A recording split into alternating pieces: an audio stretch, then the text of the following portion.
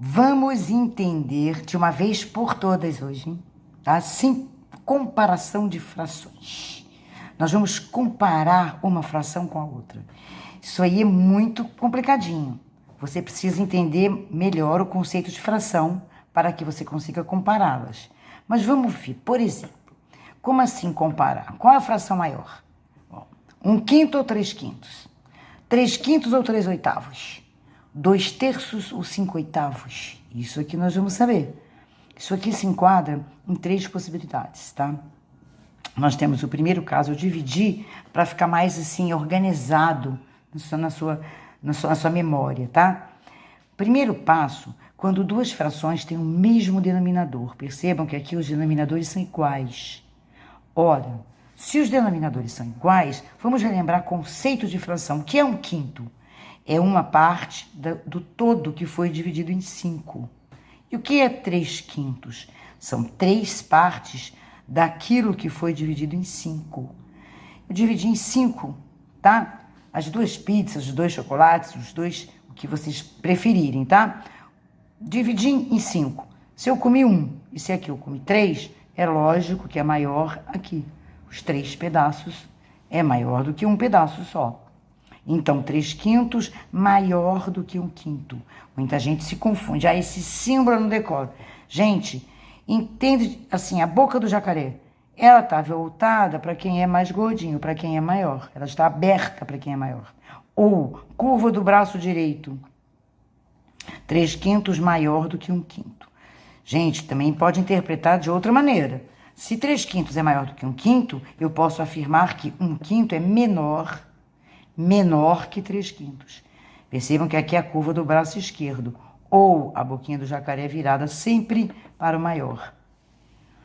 Ok? Então, se tiver duas frações, 1/5 ou 3/5, você já percebeu que 3/5 vai ser maior do que 1/5. E se as duas fossem negativas? Olha só. Menos 3/5 e menos 1/5. Aí inverte tudo. Se forem negativas, os números negativos funcionam inverso. Quer ver um exemplo? Se você tem o número 3 e você tem o número 2, 3 é maior do que 2. Você sabe disso. Mas se você tem menos 3 e menos 2, você sabe que menos 3 é menor do que menos 2, porque ele está mais para a esquerda. Quanto mais para a esquerda na reta numerada, o número é menor. Então, quando as frações forem negativas, se você sabe que positiva 3/5 é maior do que 1/5, se for negativo, você inverte. Em vez de maior, você coloca menor. Menos 3/5 menor do que menos 1/5. Por outro lado, se 1/5 é menor do que 3/5, menos 1/5 vai ser maior do que menos 3/5. É só inverter o sentido da desigualdade. Isso que pega muita gente. Então, vamos esclarecer essas dúvidas aqui. Primeiro caso, beleza? Denominadores iguais? Segundo caso, os numeradores que são iguais. Então, aqui eu tenho que raciocinar de novo. É o tipo de exercício que não adianta a calculadora. Você tem que raciocinar. A calculadora aqui não vai te adiantar em nada. Então, vamos ver. Olha só, eu vou raciocinar. 3/5 ou 3/8. Percebam, é a ideia de fração. Quando o denominador, que é o número de baixo, ele diz em quantas partes você vai dividir o todo, dividir a pizza, dividir o chocolate. Se eu tenho uma pizza dividida em 8 pedaços e outra dividida em 5, se eu vou comer 3 pedaços de qualquer maneira, nos 2 casos eu vou comer 3 pedaços, né? Porque o termo de cima indica quantas partes eu vou retirar do todo. Está dividido em 8, aqui está dividido em 5, qual pedaço ficou maior? Aquela que você dividiu em 8 ou aquela pizza que você só dividiu em 5? Esse pedaço está maior. Se eu vou comer 3, eu prefiro comer 3 pedaços dessa pizza aqui. Então, porque 3/5 é maior do que 3/8. Então, percebam que quando os numeradores são iguais, a fração maior é a que tem menor denominador. Mas é melhor calcular do que ficar decorando isso. Melhor raciocinar.